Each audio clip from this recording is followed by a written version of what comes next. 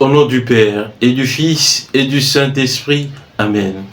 Viens, Esprit de sainteté, viens, Esprit de lumière, viens, Esprit de feu, viens nous embraser. Évangile de Jésus-Christ selon saint Luc. En ce temps-là, Jésus se rendit dans une ville appelée Naïm. Ses disciples faisaient route avec lui, ainsi qu'une grande foule. Il arriva près de la porte de la ville, au moment où l'on emportait un mort pour l'enterrer. C'était un fils unique, et sa mère était veuve.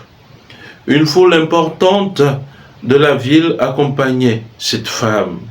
Voyant celle-ci, le Seigneur fut saisi de compassion pour elle et lui dit, « Ne pleure pas. » Il s'approcha et toucha le cercueil.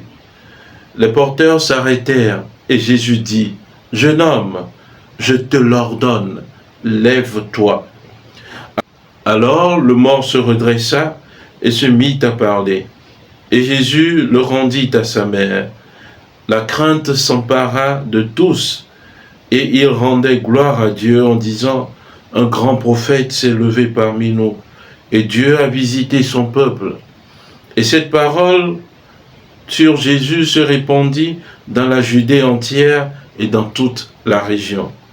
Acclamons la parole de Dieu. Louange à toi, Seigneur Jésus. Bien-aimé de Dieu, paix et joie à vous. Aujourd'hui, dans l'Évangile, nous voyons se rencontrer aux portes d'une ville, Naïm, deux foules.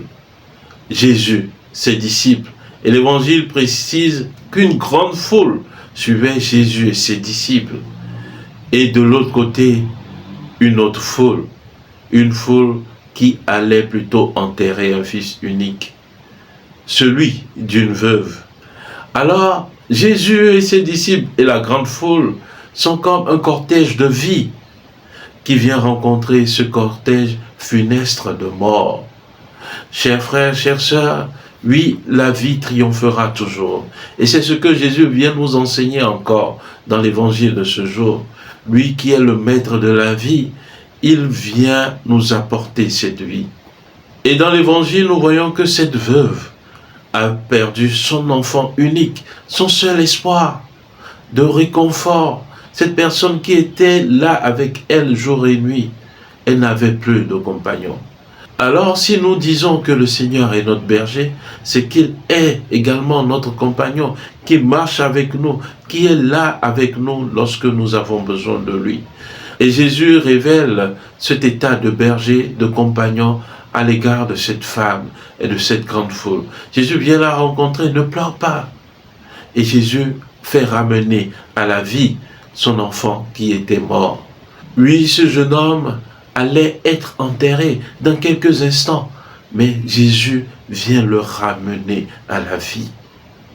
Chers frères, chères sœurs, oui, notre Dieu est le Dieu de l'impossible. Lorsque nous pensons que tout est fini pour nous, lorsque nous pensons qu'il n'y a plus de solution, là, il déploie encore beaucoup plus son envergure pour nous dire qu'il est avec nous. Et Jésus étend sa miséricorde vers cette femme. Jésus voit ses pleurs. Jésus voit la douleur qui l'anime. Et Jésus vient lui apporter son secours, son réconfort. Peut-être vous êtes dans un état en ce moment lamentable. Un état où vous vous demandez d'où me viendra le secours. Comme nous le dit le psaume 121, je lève les yeux vers les montagnes. D'où le secours me viendra-t-il?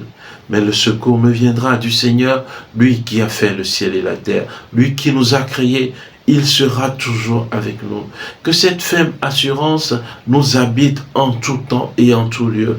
L'Éternel qui est mon berger marchera toujours avec moi. Oui, bien-aimé de Dieu. D'autre part, nous pouvons demander également la grâce d'être d'autres Christ dans la vie des frères et sœurs. Par le baptême, nous sommes prêtres, prophètes et rois. Et ces actes qu'a accompli Jésus, Jésus nous le dit que nous pouvons faire encore, beaucoup plus que lui. Alors, il nous revient aujourd'hui d'ouvrir les horizons de nos cœurs, de demander au Seigneur Jésus de déployer sa puissance en nous par rapport aux veuves, aux orphelins, aux personnes dans le besoin que nous rencontrons jour et nuit. Et bien souvent, nous fermons nos yeux, nous fermons nos oreilles à leurs cris.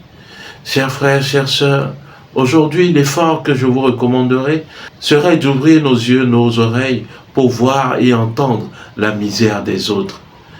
Dieu disait à Moïse, j'ai écouté les cris de mon peuple, les pleurs, la misère de mon peuple, je l'ai vu. Alors Dieu envoie Moïse vers ce peuple. Aujourd'hui, c'est nous qui sommes le nouveau Moïse, le Christ dans la vie des frères et sœurs. Agissons pour apporter miséricorde, réconfort, consolation dans les épreuves à nos frères et sœurs qui nous entourent pour la plus grande gloire de Dieu et pour le salut de l'humanité. Amen. Prions le Seigneur. Dieu éternel et tout-puissant, toi le maître de la vie, toi qui viens nous entourer de ta miséricorde, en te présentant chacune des situations difficiles de nos vies, des situations humainement impossibles. Toi, notre Maître et Seigneur, viens, s'il te plaît, débloquer cette situation pour nous. Rends-les possibles pour la plus grande gloire de ton nom. Et remplis-nous de ton Esprit Saint afin que nous soyons véritablement d'autres Christ dans la vie de nos frères et sœurs. Que nous puissions apporter réconfort, soulagement, force, joie, paix dans les cœurs. Et que nous puissions en tout temps et en tout lieu chanter ta louange et reconnaître tes actions merveilleuses dans nos vies pour la plus grande gloire de Dieu. Amen. Et que Dieu Tout-Puissant vous bénisse, lui qui est Père et Fils et Esprit Saint. Amen. Excellente journée de prière et de travail et que les bontés de Dieu vous accompagnent. Amen. Je vous invite à suivre la grande neuvaine à Saint-Michel Archange et aux 9 cœurs des anges ce vendredi à partir de 21h30. Du 20 au 28, nous serons en neuvaine pour prier et pour que le Seigneur soit toujours avec nous dans les combats que nous menons jour et nuit. Amen.